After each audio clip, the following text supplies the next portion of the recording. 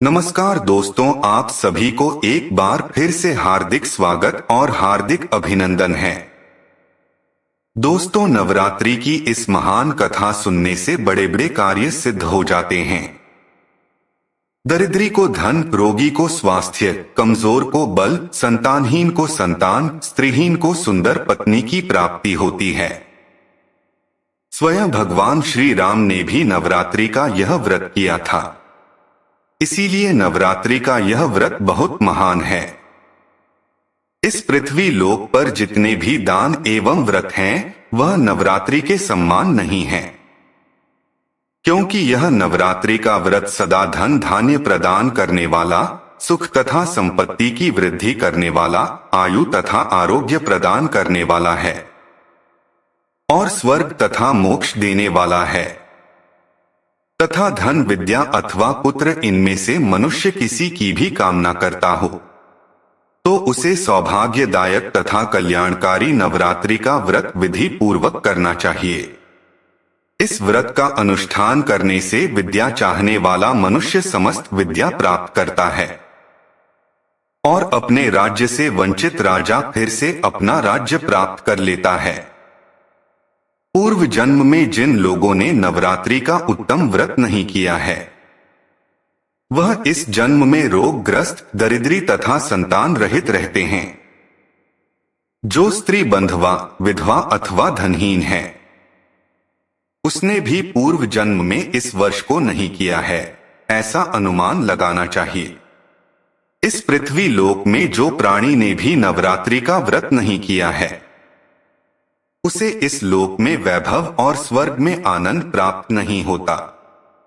जो व्यक्ति लाल चंदन से मिश्रित है, कोमल बेल के पत्तों से भगवती जगदम्बा को पूजा करता है, वह संसार के समस्त सुख ऐश्वर्य को प्राप्त करता है।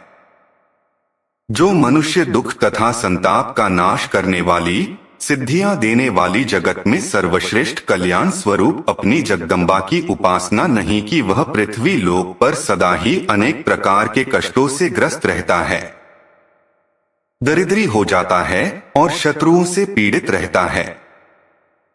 ब्रह्मा, विष्णु, शिव, अग्नि, कुबेर, वरुण, इंद्र तथा सूर्य आदि देव समस्त कामनाओं से परिपूर्ण होकर हर्ष के साथ भगवती जगदम्बा का ध्यान करते हैं।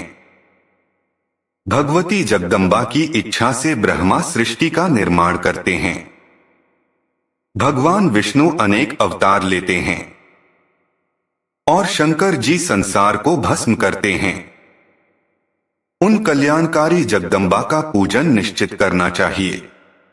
इस संपूर्ण संसार में कोई भी मनुष्य, पक्षी, पशु, सर्प, गंधर्व, पिशाच नहीं है जो मां जगदम्बा की इच्छा के बिना अपनी इच्छा से साथ इस संपन्न करने में समर्थ।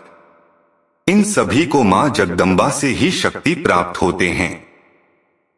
यदि कोई महापापी भी नवरात्रि का व्रत करता है तो वह भी पापों से मुक्ति पा लेता है।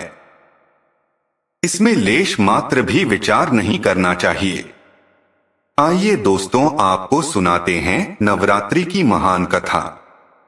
इस कथा को सुनने मात्र से ही सभी संकट और दुख दूर हो जाते हैं, धन धान्य की प्राप्ति होती है। दोस्तों, आगे बढ़ने से पहले यदि आपने इस चैनल को सब्सक्राइब नहीं किया तो चैनल को सब्सक्राइब जरूर करें। साथ ही वीडियो को लाइक करके कमेंट में जय मां दुर्गा जरूर लिखें। प्राचीन काल की बात है। कौशल देश में 3 धनहीन, अत्यंत दुखी तथा विशाल कुटुंब वाला सुशील नाम का एक वैश्य से रहता था। उसके अनेक पुत्र थे जो दरिद्रता के कारण हमेशा पीड़ित रहते थे। रात्रि में उसे वैश्य को तथा उनके परिवार वालों को भोजन बहुत कम अन्न प्राप्त होता था और उन्हें भूखा ही सोना पड़ता था। वे सदा ही भूख से व्याकुल रहते थे और दूसरों के पास काम करके अपने परिवार के पालन पोषण का कोशिश करते थे। वे वैश्य धर्मपरायण, शांत, सत्य, सदाचारी, क्रोध न करने वाला, अभिमान रहित, धैर्यवान तथा ईर्ष्याहीन था। वह हर रोज देवताओं, पितरों तथा द्वार पर आए तिथियों की पूजा करके अपने परिवारजनों के भोजन करने लेने के बाद ही जो कुछ भी बच जाता था उसी को खाकर संतुष्ट रहता था। इस प्रकार कुछ दिन बीत जाने के बाद उस वैश्य के द्वार पर एक विद्वान ब्राह्मण आया। दरिद्रता से पीड़ित उस वैश्य ने ब्राह्मण से पूछा, हे ब्रह्मांड देवता, आप मुझे कृपा करके बतलाइए कि मेरी दरिद्रता का नाश कैसे हो सकता है। मुझे धन के अभिलाषा तो नहीं है, किंतु हे द्विज श्रेष्ठ, मैं आपसे कोई ऐसा उपाय पूछ रहा हूं जिसे मैं अपने कुटुंब का भरण पोषण कर सकूं और उतना ही धन अर्जित कर सकूं। मेरे पुत्र और पुत्री भूख से व्याकुल होकर रोते हैं। मेरे घर में इतना भी अन्न नहीं है कि मैं उन्हें मुट्ठी भर अन्न प्रदान कर सकूं। रोते हुए बालक को मैं घर से निकाल दिया और वह भी चला गया है। इसीलिए मेरा मन शोक और दुख से भर गया है। धन संपत्ति के अभाव में मैं क्या करूं? मेरी पुत्री भी विवाह की योग हो चुकी है, किंतु मेरे पास धन नहीं है। अब मैं क्या करूं? मेरी पुत्री भी विवाह के योग हो गई है और कन्यादान का समय बिता जा रहा है। कृपया आप मेरी सहायता कीजिए। हे विपेंद्र, इसलिए मैं अत्यधिक चिंतित हूं। आप तो बहुत विद्वान हैं, इसलिए आप मुझे तप, व्रत तथा कोई ऐसा महान उपाय बताइए जिसे मैं अपने परिवारजनों को पालन पोषण करने में समर्थ हो जाऊं। मुझे बस उतना ही धन मिल जाए, मैं अधिक धन की कामना नहीं करता।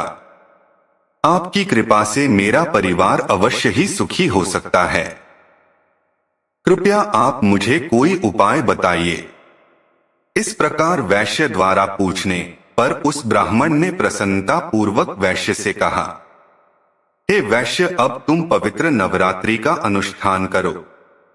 इससे तुम्हारा कार्य अवश्य ही सिद्ध हो जाएगा। इसमें तुम भगवती की पूजा, हवन, वेद पाठ, उनके मंत्रों का जाप, ओमकार यथाशक्ति संपन्न करो। इससे तुम्हारे सभी दुख दूर हो जाएंगे। तुम नवरात्रि का उपवास करो, तुम्हारी गरीबी जल्द ही समाप्त हो जाएगी। हे वैश्य, नवरात्रि नामक पवित्र तथा सुखदायक व्रत से बढ़कर इस पृथ्वी तल पर कोई दूसरा व्रत नहीं है। ये नवरात्रि का व्रत हमेशा ज्ञान तथा मोक्ष को देने वाला है, सुख तथा संतान की वृद्धि करने वाला है एवं शत्रुओं को पूर्ण रूप से नष्ट करने वाला है। देवी सीता के वियोग में अत्यंत दुखी होकर भगवान श्री राम ने किष्किंधा पर्वत पर इस व्रत को किया था। इस व्रत के प्रभाव से उन्होंने महासागर पर सेतु की रचना की और रावण, मेघनाद, कुंभकर्ण को संहार करके सीता को फिर से प्राप्त किए। हे वैश्य, इसीलिए तुम भी इस महान नवरात्रि का व्रत अवश्य ही करो। इस प्रकार ब्राह्मण का वचन सुनकर उस वैश्य ने उन्हें अपना गुरु मान लिया और उनसे माया बीज नामक मंत्र की दीक्षा प्राप्त की। उसके बाद आलसहीन होकर भक्ति पूर्वक संपूर्ण नवरात्रि भर उन्होंने उसे मंत्र का जाप किया और अनेक उपहार से उन्होंने भक्ति पूर्वक के नवरात्रि का पूजन किया। इस प्रकार उस वैश्य ने अगले 9 वर्षों तक नवरात्रि का व्रत किया और 9वें वर्ष के अंत में महाअष्टमी तिथि को अर्धरात्रि आने पर माहेश्वरी जगदम्बा ने उसे साक्षात दर्शन दिया और उसे अनेक प्रकार के वरदानों से कृत कर दिया। अर्धरात्रि तु संजाते प्रत्यक्ष दर्शनम ददौ नागवार प्रधानिष्ठ कृत चकारतम। तो दोस्तों, इस प्रकार से देवी भागवत पुराण में नवरात्रि के व्रत की कथा बताई गई है। उम्मीद है आपको यह कथा पसंद आई होगी। वीडियो को लाइक जरूर करें और कमेंट में जय मां जगदम्बा, जय मां पार्वती जरूर लिखें। आप सभी का धन्यवाद।